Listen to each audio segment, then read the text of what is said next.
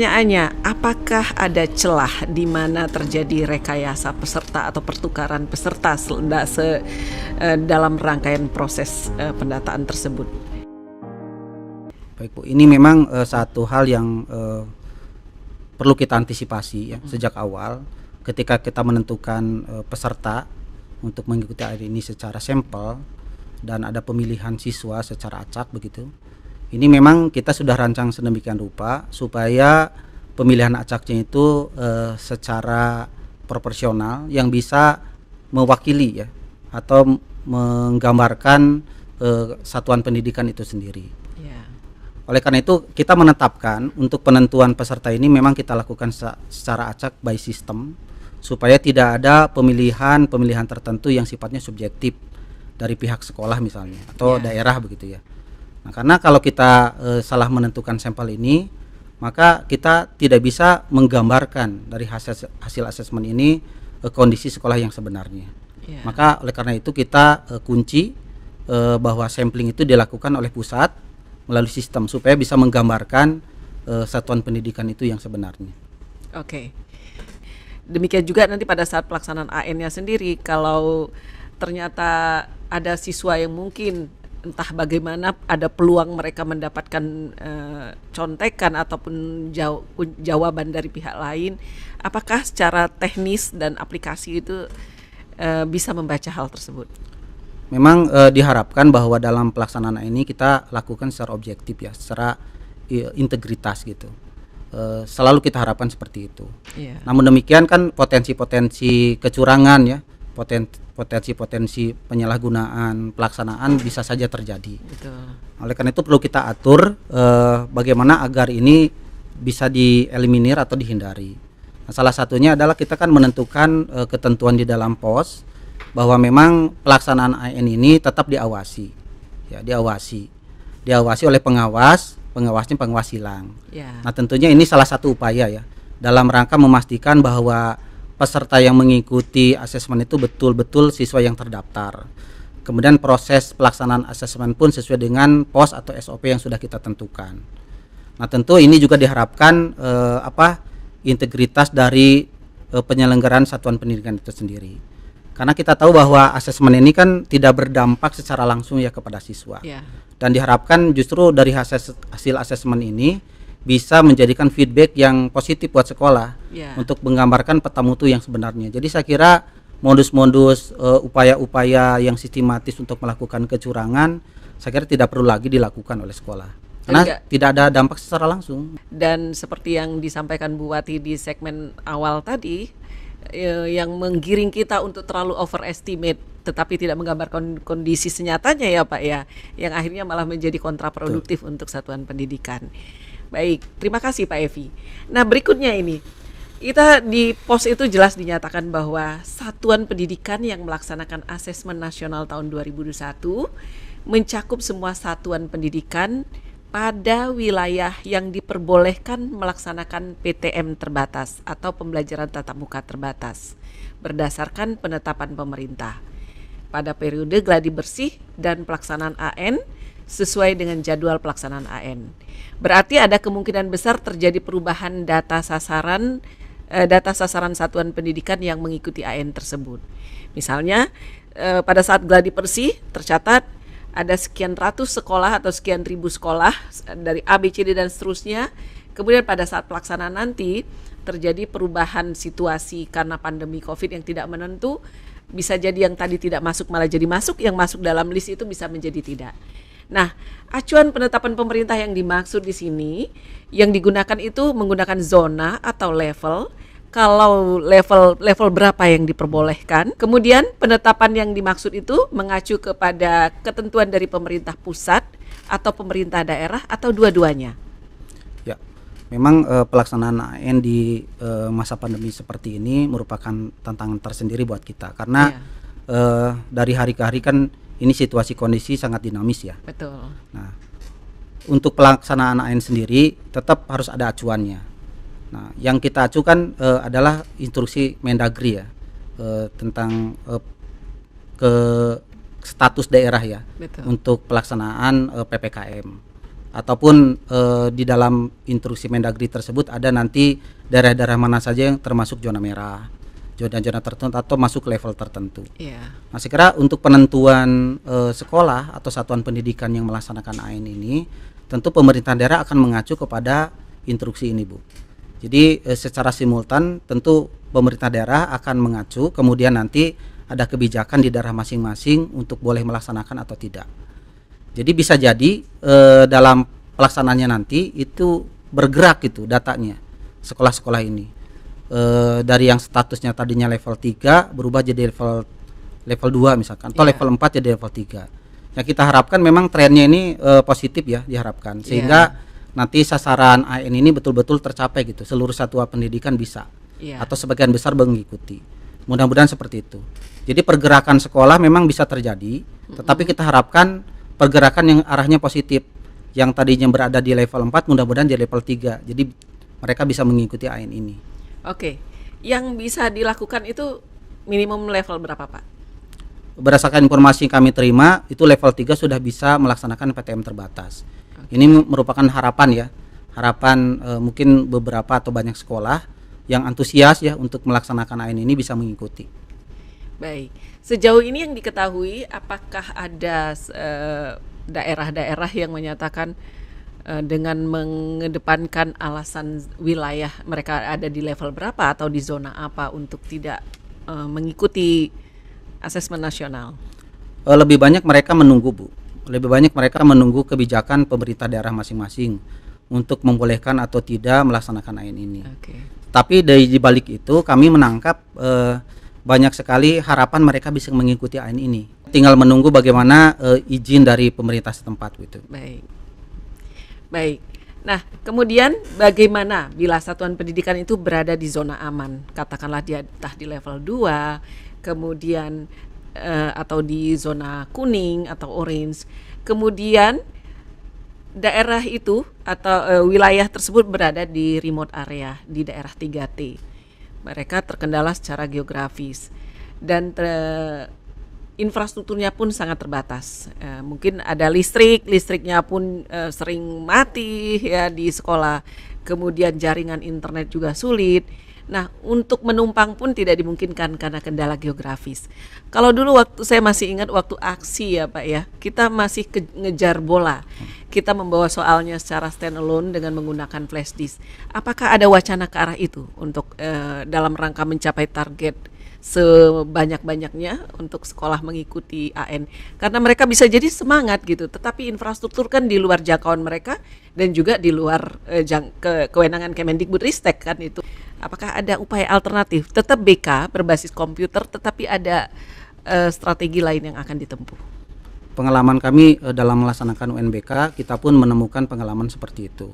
Di beberapa daerah namanya remote area, itu memang yang tidak terjangkau oleh jaringan internet.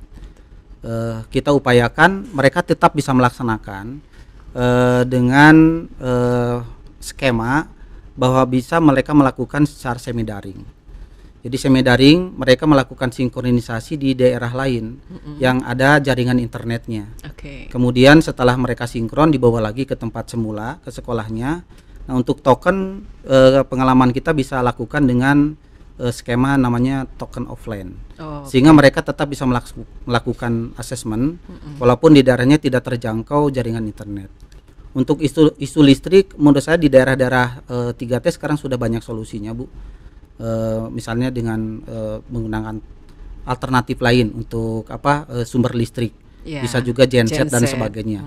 Yang kendala utama itu biasanya jaringan internet. Tetapi tadi jaringan internet ini masih bisa kita upayakan dengan cara tadi seperti itu. Jadi sinkron di tempat lain, kemudian menggunakan token offline. Itu masih bisa melaksanakan. Memang itulah kondisi geografis di Indonesia yang menjadi sebuah tantangan tersendiri buat kita. Di beberapa kesempatan kami menyampaikan itu kepada pengambil kebijakan di daerah untuk bisa melakukan langkah-langkah strategis khusus untuk mencarikan solusi ya untuk sekolah-sekolah yang memang berada di remote area tadi, Bu. Terus respon mereka bagaimana, Pak? Respon mereka semuanya ya yang kita pernah beberapa kali koordinasi dengan mereka, mereka cukup responsif, Bu, dan antusias lah untuk bisa memunculkan mutu pendidikan di daerah masing-masing gitu. Baik Pak Evi, satu hal lagi, kita tahu bahwa pandemi COVID ini adalah bencana nasional non alam. Itu ditandai dengan keluarnya Kepres nomor 11 dan Kepres nomor 12 tahun 2020. Yang artinya masuk dalam kategori kondisi luar biasa. Yaitu kalau kita mengambil poin dari pos AN, itu kondisi luar biasa ini adalah peristiwa lain di luar kendali penyelenggara AN. Ya. Khususnya pada zona atau wilayah yang masih tinggi kasus COVID-nya, tentu sudah pasti tidak bisa dilakukan asesmen nasional. Karena dapat mengancam keamanan dan keselamatan calon peserta AN. Nah, bila mengacu pada pos penyelenggaraan AN tahun 2021, maka pelaksanaan AN di suatu satuan pendidikan atau wilayah dapat ditunda berdasarkan pertimbangan pelaksana tingkat kabupaten kota atau provinsi sesuai dengan kewenangan serta persetujuan pelaksana tingkat pusat. Nah, pertanyaannya adalah sampai kapan batas waktu penundaan tersebut dapat dilakukan? Apakah sampai akhir tahun karena kondisi tidak menentu? Kemudian apakah pusat, dalam hal ini pusat asesmen pendidikan, akan melayani secara parsial berdasarkan perkembangan situasi dan kondisi di masing-masing daerah atau wilayah tersebut? Kita akan melihat nanti pada saat pelaksanaan bulan September, Oktober, November ya, untuk AN ini seperti apa. Dan bisa jadi ada beberapa sekolah yang terkendala pelaksanaan terkait dengan kondisi pandemi atau kondisi lain yang memang sulit untuk dilaksanakan tahun ini. Jadi di dalam pos juga disebutkan kita membuka opsi untuk melaksanakan ujian di tahun depan, mulai bulan Februari sampai April. Jadi kita siapkan memang khusus untuk satuan pendidikan yang tahun 2021 yang sudah terdata tidak bisa melaksanakan AN tahun ini. Dan kita berikan kesempatan nanti untuk bisa melaksanakan AN di tahun 2022 bulan Februari sampai April yang nanti diatur tersendiri teknik pelaksanaannya. Oke, pertanyaannya, apakah hasil dari yang wilayah atau sekolah yang ikut di tahun 2002 tersebut laporannya akan masuk laporan yang 2021 atau seperti apa? Tentu sulit ya kalau dimasukkan karena akan menunda yang lain. Ya. Jadi saya kira untuk pelaksanaan 2021 itu akan mengacu kepada sekolah-sekolah yang melaksanakan sampai dengan bulan November. Nah, untuk yang melaksanakannya bulan Februari sampai April tahun depan ya mungkin itu akan masuk kepada laporan berikutnya begitu ya. Oke.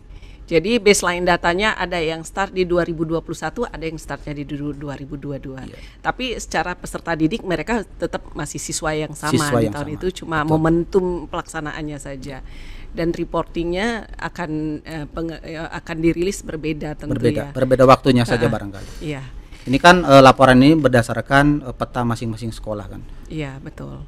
Nah, kemudian untuk tahun berikutnya, apakah jadwal pelaksanaan AN diwacanakan pada tetap dalam rentang bulan yang sama seperti sekarang, atau ini karena kondisi pandemi dan persiapan yang belum ini saja untuk yang 2022 dan seterusnya? Memang AN ini dirancang supaya bisa dilaksanakan merupakan kegiatan rutin tahunan. Betul. Nampaknya tahun depan skemanya tidak akan jauh berbeda ya dengan pelaksanaan UN 2021 nih. Untuk 2022 kemungkinan akan mengikuti skema yang hampir sama ya.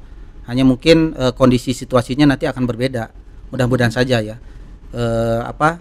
Dimana kalau 2021 mungkin banyak terkendala sekolah yang tidak bisa ikut misalkan ya karena kondisi pandemi. Mudah-mudahan 2022 itu kondisinya akan berbeda sehingga lebih lengkap lagi sekolah yang melaksanakan.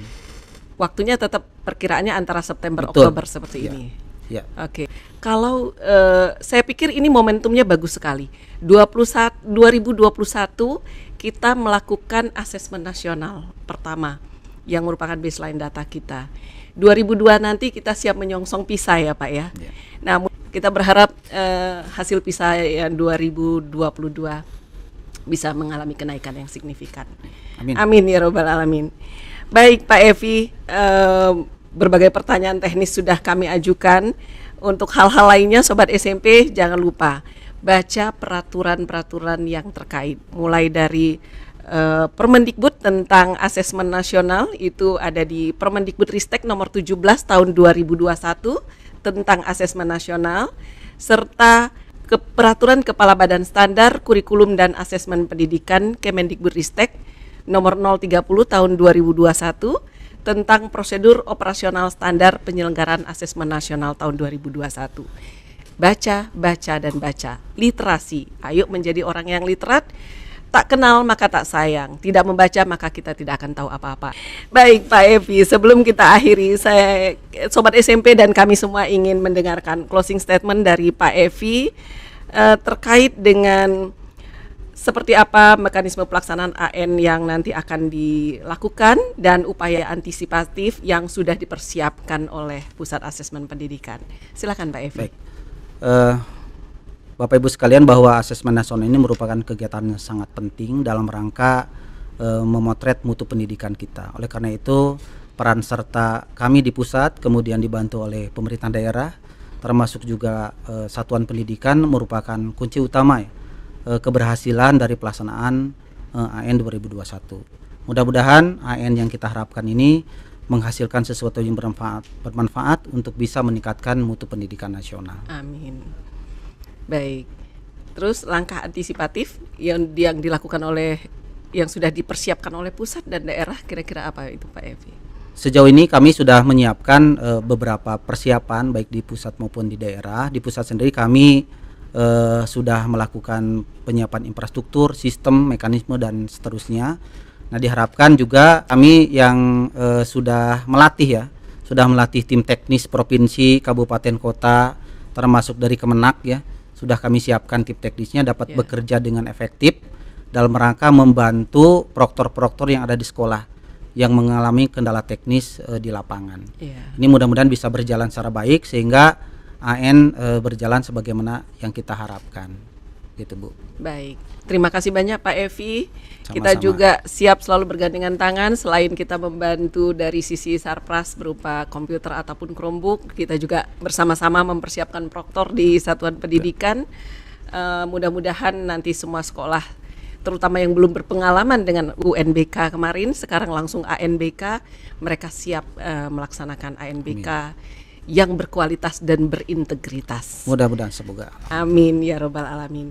Baik, sekali lagi terima kasih banyak Pak Evi yang sudah berbagi informasi teknis terkait bagaimana persiapan AN dan perbedaannya dengan UN sendiri. Jadi itulah Sobat SMP, makin banyak kita mengetahui, insya Allah kita lebih adem, lebih tenang, tidak perlu worry, tidak perlu khawatir. Kita jalani, kita lakukan dengan sebaik mungkin, dengan penuh tanggung jawab, dan jadikan AN ini sebagai cermin yang jujur untuk mengatakan apa yang sudah kita lakukan. ANBK akan mengatakan bagaimana potret pembelajaran, proses pembelajaran yang ada di sekolah. Baik Pak Evi, sekali lagi terima kasih untuk waktunya, kesediaannya hadir di ruang podcast Sama-sama, Direktorat SMP. Jangan pernah bosan apabila kami ganggu-ganggu lagi. Baik Sobat SMP, kita telah mendengarkan bersama berbagai informasi terkait konsep, kebijakan, dan persiapan pelaksanaan asesmen nasional tahun 2021. Dalam dialog tadi, kami memang tidak menanyakan hal-hal yang sudah diketahui bersama atau yang sudah disosialisasikan dalam banyak kesempatan kepada para stakeholder pendidikan di daerah. Melainkan kami mencoba mengulik sedikit yang mungkin sebagian dari Sobat SMP belum mengetahuinya. Semoga jawaban yang telah diberikan oleh kedua narasumber kita tadi, Ibu Rahmawati PhD dan Bapak Dr. Eviana Hikamudin, dapat memberikan pencerahan sekaligus menambah informasi bagi Sobat SMP dimanapun berada. Sejatinya, setiap kebijakan yang dilahirkan oleh pemerintah adalah untuk memberikan layanan yang terbaik kepada masyarakatnya. Sejatinya, setiap perubahan kebijakan yang dilahirkan oleh pemerintah adalah untuk menjawab tantangan yang semakin kompleks di masa kini dan masa yang akan datang. Tak terkecuali kebijakan di bidang pendidikan, khususnya asesmen. Maka sejatinya asesmen nasional tidak untuk dipertentangkan dengan ujian nasional. Nah, Sobat SMP, sampai di sini dialog kita kali ini bersama para narasumber yang luar biasa. Terima kasih kami ucapkan kepada Ibu Rahmawati PhD di sesi pertama tadi dan Bapak Dr. Eviana Hikamudin di sesi kedua yang telah berbagi banyak informasi kepada kita semua. Baik Sobat SMP, sampai jumpa lagi dalam acara Dialog Sobat SMP, bincang edukasi, berbagi informasi dengan topik menarik lainnya. Saya Eli Wismayanti, undur diri. Wassalamualaikum warahmatullahi wabarakatuh. Waalaikumsalam.